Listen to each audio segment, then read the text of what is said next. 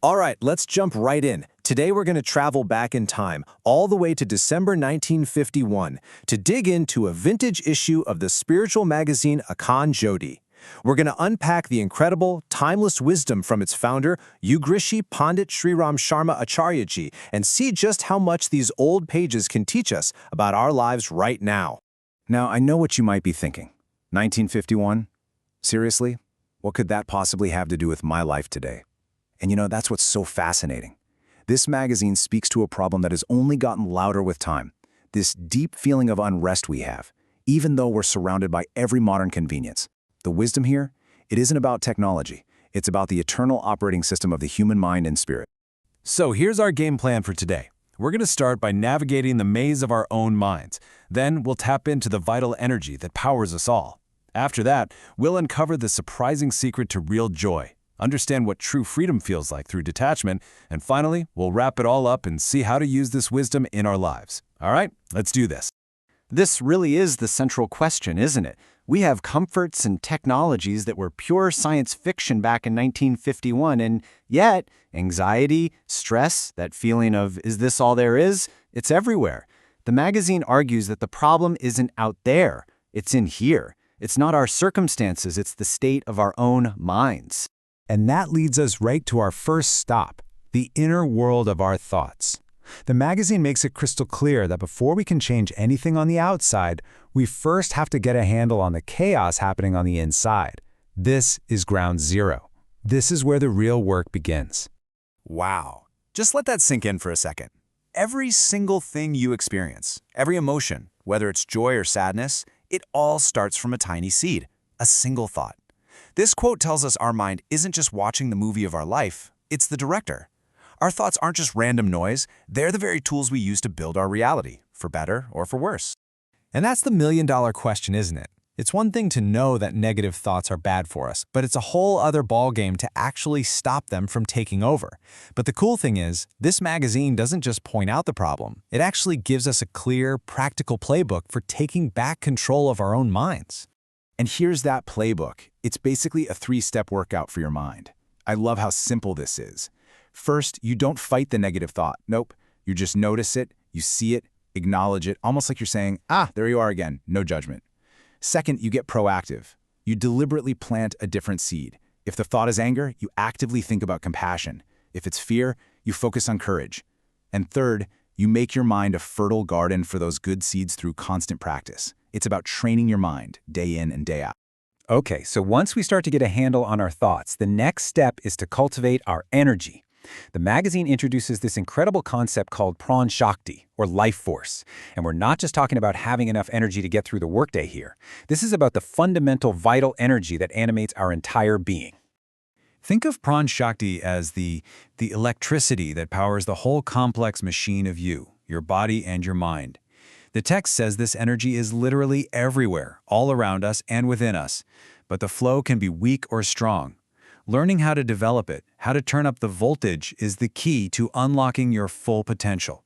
It's the difference between just getting by and truly living a vibrant, purposeful life. And check this out, this is why it matters so much. This isn't some vague, abstract goal. Cultivating your life force leads to very real, tangible results.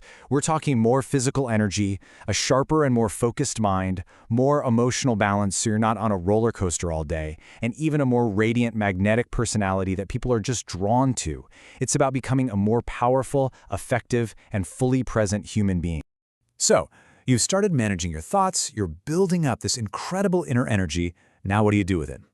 This is where the magazine guides us outward with a pre-radical idea. The most direct path to your own happiness isn't by getting more, but by giving more. This is the amazing principle of seva, or selfless service. Now get this, the concept here is that service isn't a chore. It's not just a moral duty you have to check off a list. It's described as Anand Ka Shrot, which means the actual source of joy. The logic is so simple but so profound.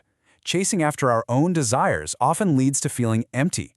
But when you act for the good of others, you connect to something way bigger than yourself. And that connection? It's a deep well of happiness that never runs dry. This is just such a perfect, beautiful way to explain it. We all know that feeling, right? That pure, unselfish joy you feel when you make someone you love happy. Like watching your child open a gift. The magazine says that feeling isn't the exception, it's a doorway. Seva is about taking that heart-expanding feeling and extending it out into the world. This all leads us to our final big idea, and it's a concept that is so often misunderstood. It's vairagya, or detachment. Now, this doesn't mean being cold or aloof or not caring about anything, not at all.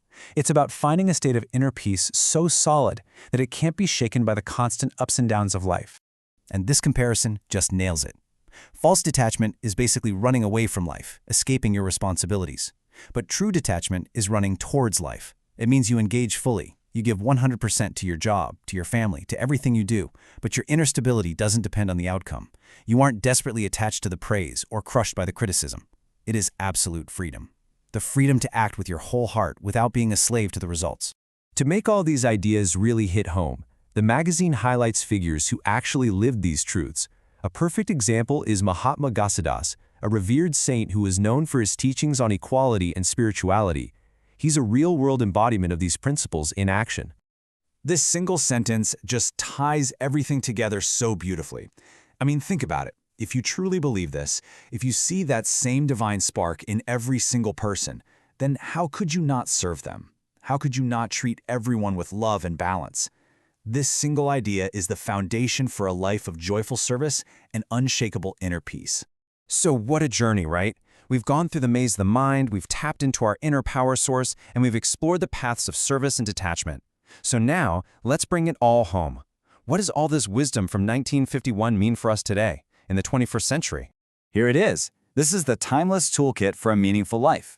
It all starts inside. You master your thoughts, because you realize they literally create your world. That mastery allows you to build and cultivate your vital energy. Then, that powerful energy flows outward through the joy of selfless service. And the whole time, you're grounded in this incredible freedom of true detachment. It's not just a collection of nice ideas, it's a complete system for how to live. And so we end right where we started, with you. Because this wisdom isn't just something to think about, it's something to live. The magazine teaches that joy is a spring, and that spring is fed by service, and that spring is already inside you. The only question left is, where are you going to let it flow? Thank you so much for joining me.